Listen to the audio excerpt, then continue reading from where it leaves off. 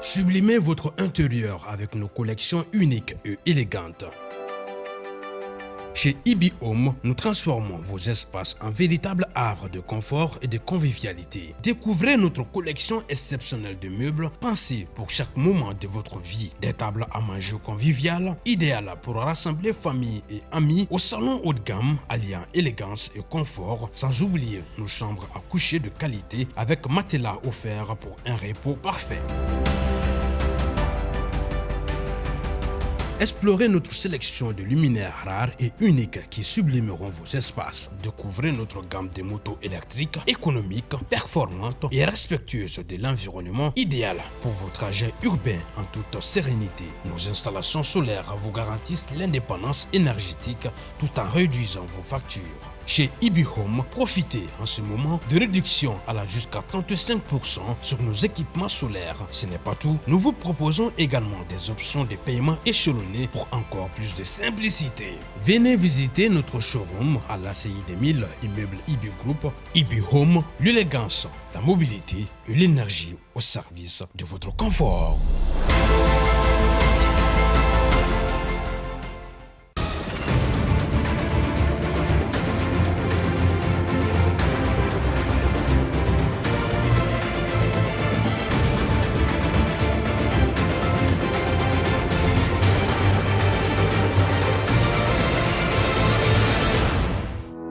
Biennale artistique culturelle Tombouctou 2025 ni oye seko ni dongo ɲɔgɔn bɛɛ ye ko ale bɛna sigi sen kan ɲinasan in na Tombouctukaw fɛ yen desamukalo tile 18 ka bila a tile 28 nata la ale ye baara cayali kunfɔlɔ kow sigira sen kan salle de banquet la centre international de conférence de Bamako la. Pyramide de souvenir ni o ye bɛjɛ fanga wulikajɔ kɛbaaw olu ka tasibila soba ye ko nin so in ale nafa ye jumɛn ye Mamadu Jalo ale ye wulikajɔ kɛ mun bɛna kɛ sababu ye an ka faamuyali caman sɔrɔ ni kunnafoniya ninnu senfɛ. An balimaw nin de ye an ka kunnafoni bakurunbaw ye ka kɛɲɛ ni bi araba ye utikalo tile 20 san 2025 an bɛna mun walawalaw ye sanda in na o kama an b'a fɔ k'aw bisimila Advance TV ale jabaraniso sanfɛ la. I n'a fɔ an tun ye a fɔ aw ye cogo min na Biennale artistique culturelle Tombouctou 2025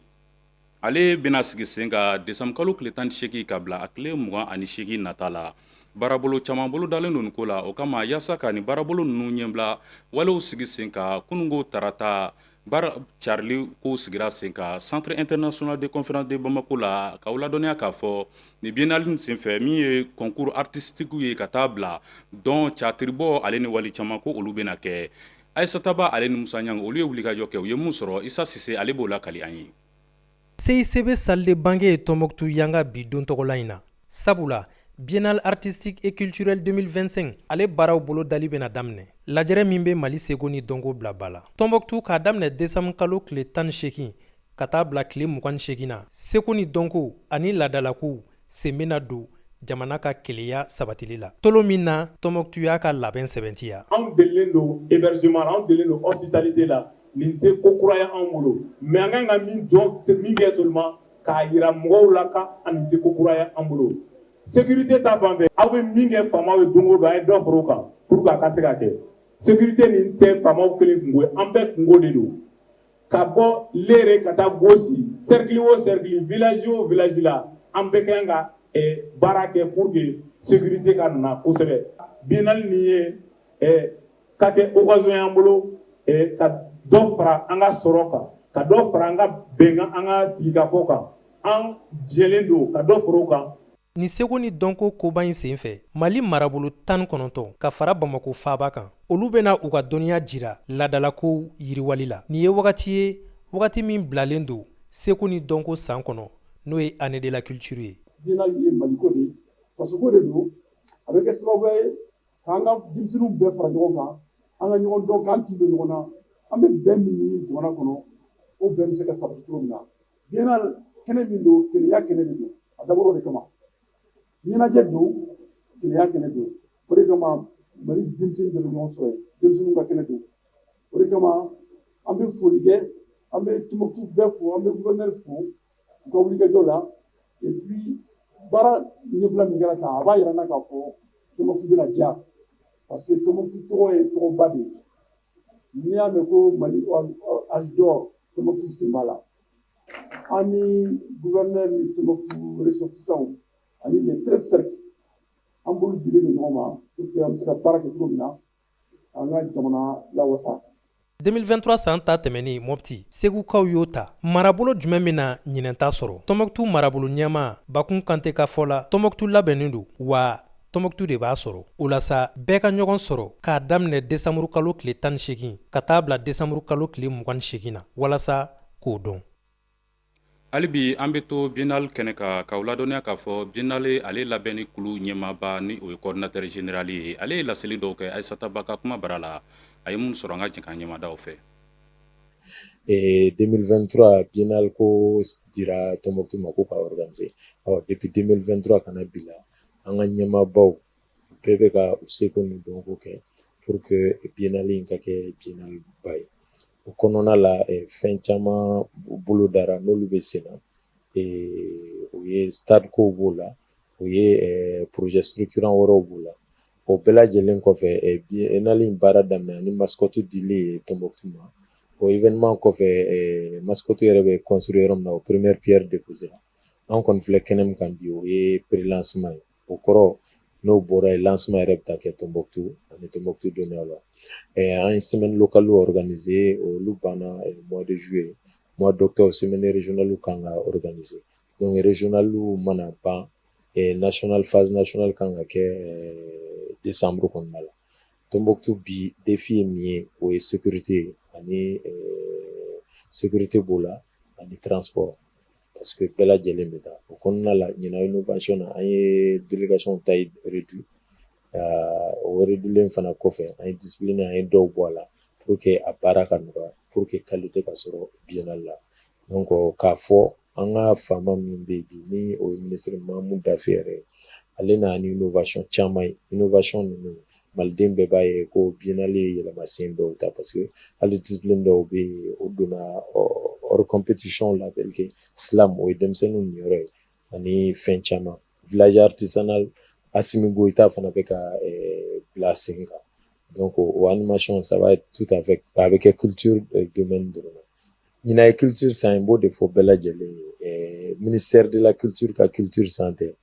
jamana ɲɛmaa y'a fɔ ko culture b'an bɛɛ la donc an bɛɛ de ka san don wa bɛɛ kan ka ko dɔ kɛ culture kɔnɔna la k'a yira pour que san in k'a yira ko san in ye bɛɛ de ta ye ka tila ka san in marqué ka ɲɛ donc o kɔnɔna la culture bɛ la a bɛ ne la a bɛ bɛɛ lajɛlen na bɛɛ kan k'i jilaja ka nɔbila kɛ pour que san wɛrɛ a ka fɔ an ka culture an ye nin kɛ an ka culture an ye nin kɛ an ka culture an ye nin kɛ an kana to ministère de la culture dɔrɔn bolo a kelen ta tɛ. kunnafoni bɛ taa ɲɛ k'aw ladɔnniya k'a fɔ pyramide de souvenir ni o ye démocratie ale jabalaso ye ko so in sigira sen ka nɔgɔn kalo tile 23 san 2000 wa so in dabɔra ka se ka bɛjɛ fanga wulikajɔ kɛbaw olu kɔni tasibila kɛ olu ye soba dɔ kɔnɔna na n'a bɛ wele ko pyramide de souvenir ni waati na yaasa ka faamuyali caman sɔrɔ so in yɛrɛ nafa la démocratie kɔnɔna na Mali la Mamadu Jalo ale ye wulikajɔ kɛ a ye mun sɔrɔ an ka jɛ k'an ɲɛmadaw fɛ. An ka jamana faba kɔnɔ yɔrɔ dɔ bɛ yen nɔ ale kɔni bɛ danfara di ani yɔrɔ tɔw cɛ ka sababu kɛ a jɔcogoya kan min yɛrɛ misaliya tala Egyptekaw ka pyramide la n'a bɛ wele pyramide de souvenir a dabɔlen don ka ɲɛsin monument des martyrs ma ale kɔni ye yɔrɔ ye hakilijigin bɛ kɛ ka tasibila kɛ ka ɲɛsin maaw ma minnu kɛra sababu ye walasa bɛjɛ fanga o bɛ se ka sinsin ani fɛnɛ ka tasibila kɛ ka kɛ foro ye minnu tora bɛjɛ fanga ale kɛlɛ la. daminɛ 90 la 91 la wagati dɔ kɛra mɔgɔw wulila ko fo bɛjɛ fanga kana jamana kɔnɔ bon o sen fɛ tiɲɛni caman kɛra fagali caman kɛra donc o de la Alpha y'a bila kun na sisan nin ko in tɛmɛna mais an kan ka fɛnw kɛ mɔgɔw hakili bɛ se ka jigin a la cogoya min na wagati bɛɛ la o de sen fɛ komi an y'a fɔ ye cogoya min na a ye pont mun b'a kɛrɛfɛ a y'o tɔgɔ da ko pont des martyrs pyramide jɔra fana yalasa kuma bɛɛ an miiri ka jigin mɔgɔ minnu sarala ka taa sibila kɛ olu ye an ka yɔrɔ in jɔra o de kama donc fɛn fɛn bɛ kɛ o hukumu kɔnɔna la o bɛ se ka kɛ anw ka yɔrɔ in na yan nɔ. farafina gun kan maa minnu ka wulikajɔ bonyara yɛrɛma hɔrɔnya fɔɔ ka taa se adamadenw ka hakɛ o la fasali waleyaw ma olu maa caman jaw be yen nɔ ka hakilijigin kɛ u ka waleyaw la a bɛ se ka kɛ kalansen ye an bidenw ma. An ka kabarali yere feerew de kan kɛlɛ mun filɛ nin ta pour la démocratie ani c'est-à-dire bɛɛ fanga kabarali ni a tɔɲɔgɔnw de commencera ka tiɲɛ na kɛlɛw daminɛ fɔlɔ mais o wagati la olu ka kɛlɛ ma taga yɔrɔ jan a ma résultat sɔrɔ quoi bon ala nana kɛ ale tora la mais ale yere feere ni fɛn ni cɛ in de kan ninnu minnu filɛ nin ta ni malgasi ninnu dɔw tun bɛ fɛnkɛra prison na Bamakɔ yan Bamakɔka dɔw de farala u kan fana i ye bɛ pɔnba mun filɛ nin Bamakɔ kura olu de y'o jɔ olu de commencera k'o jɔ pɔn belebeleba mun collecteur mun filɛ nin Bamakɔ kura voilà malgasi ninnu ni maliyɛn dɔ olu de y'o fɛngɛ. Pyramide des souvenirs ale jɔyɔrɔ ka bon kosɛbɛ Mali kunun tarikuw la fɛn min ye Mali sini o bɛ se ka sinsin ka hakili to maa minnu ye wulikajɔ sabati jamana in a bɛɛ fanga o sabatili la ani fɛnɛ ka kɛ yɔrɔ ye min bɛ kɛ tasibila ye ka ɲɛsin furow ma.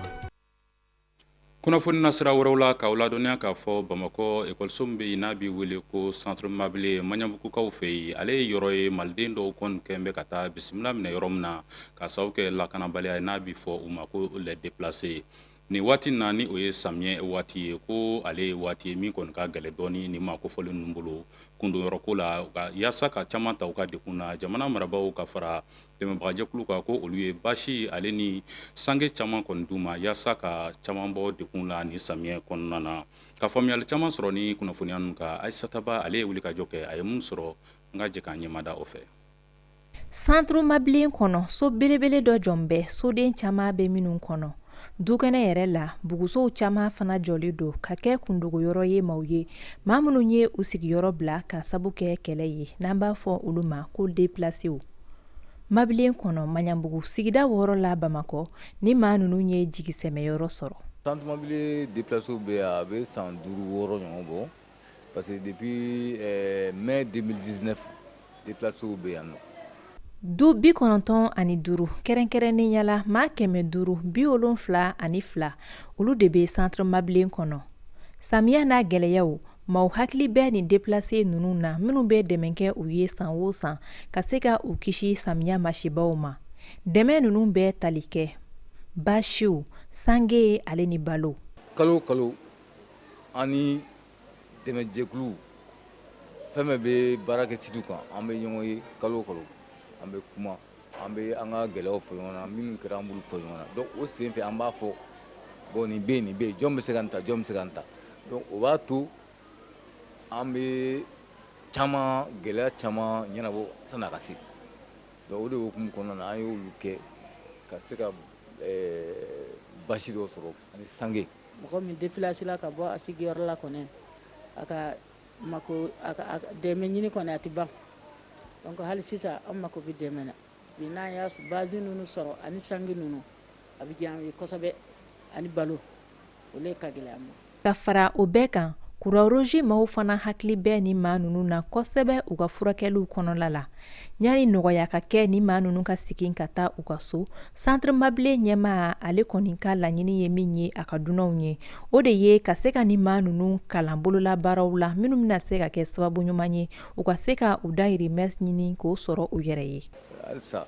an bɛ welewele bila dɛmɛ ka continuer o dɛmɛ bɛ ka na forme wɛrɛ fɛ n bɛna fɔ ka mɔgɔw deli bolola baara la u se ka dɔ k'u yɛrɛ ye cogo min na parce que hɔn a tɛ laban cɛ b'o la muso b'o la. Centre Mablen kɔnɔ jigiya caman de bɛ nin déplacés ninnu ye samiya waati barisa gouvernement ale ni dɛmɛbaa wɛrɛw olu hakili bɛ ni maa ninnu na minnu yɛrɛ y'a jira k'a fɔ ko maliden bɛɛ lajɛlen ye kelen ye. I n'a fɔ aw yɛrɛ y'a faamuya cogo min na nin de bɛ taa ni an ye kɔkan kibaruya kɛnɛ ka Mamadu Jalo ale ye mun sɔrɔ o ko la an ka ɲɛmada o fɛ.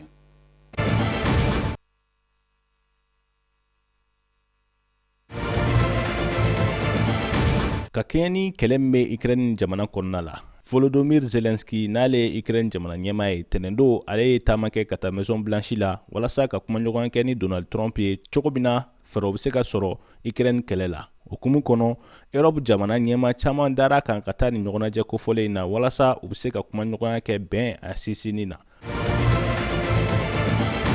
ONU ale kɔni y'a ka dusumakasa yira ka ɲɛsin waleya min taara Congo RDC dugu kɔnɔna la n'o de ye ka maa 52 ni k'olu bɔnɛ u ni na kɛrɛnkɛrɛnnenya la Beni ani Lubero n'o yɛrɛ bɛ Congo RDC ale kɔrɔyan fan fɛ. A yirala k'a fɔ maa minnu kɛra nin waleya in sababu ye o ye banbancikulu dɔ ye n'a bɛ wele ADF n'olu yɛrɛ kɛlen don k'u fara État islamique maaw kan walasa ka se ka nin banbanciya wale ninnu ta ka jamanaden gansanw ni k'olu sɛgɛrɛ RDC Congo kɔnɔna la.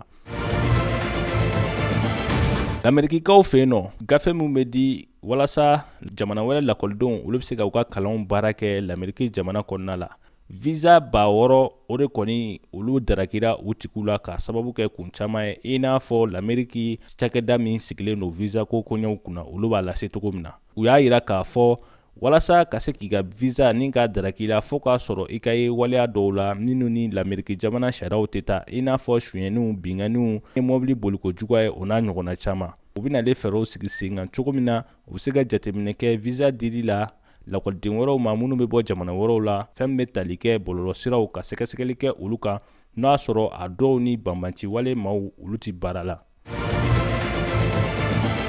Venezuela jamana ɲɛma Nicolas Maduro ale kɔni ye lase dɔ kɛ fɛn bɛ tali kɛ maa 4 ani tila bɔɲɔgɔnko a bɛna olu kɛ finitigilakaw ye k'u bila u ni Ameriki ni ɲɔgɔn cɛ dancɛw la walasa u se k'u ka jamana lakana. O waleya ninnu sigira sen kan ka kɛɲɛ ni l'Américains ka baara dɔ ye n'o bɛ tali kɛ u ka finitigilakaw olu bilali dancɛ min bɛ u ni Venezuela ni ɲɔgɔn cɛ walasa ka se ka fɛn min ye mɔgɔ minnu bɛ taa ni ɲɛnaminifɛnw ye ani dɔrɔguw k'olu kɛlɛ. L'Amérique jamana ɲɛmaw u y'a yira k'a fɔ nin waleya min talen filɛ nin ye Venezuela fɛ o kɔni bɛna kɛ sababu ye olu ka dɔ fara u ka wulikajɔw kan. Nin de bɛ dan sigi an ka bi kunnafoniyaw la an bɛ aw fo ka waleɲuman dɔn aw ka kulomajɔ la ani aw ka filɛli cogo ɲuman na k'a ɲini aw fɛ aw ka to aw nɔ na ka sababu kɛ nanzaraka fɔla Asanso ani ale bɛna ɲɔgɔn sɔrɔ nɛgɛ kanɲɛ 19 tɛmɛlen ni saga 35 ye an bɛ aw fo ka waleɲuman dɔn ka dugawu kɛ ko Ala ka Mali lataa ɲɛ.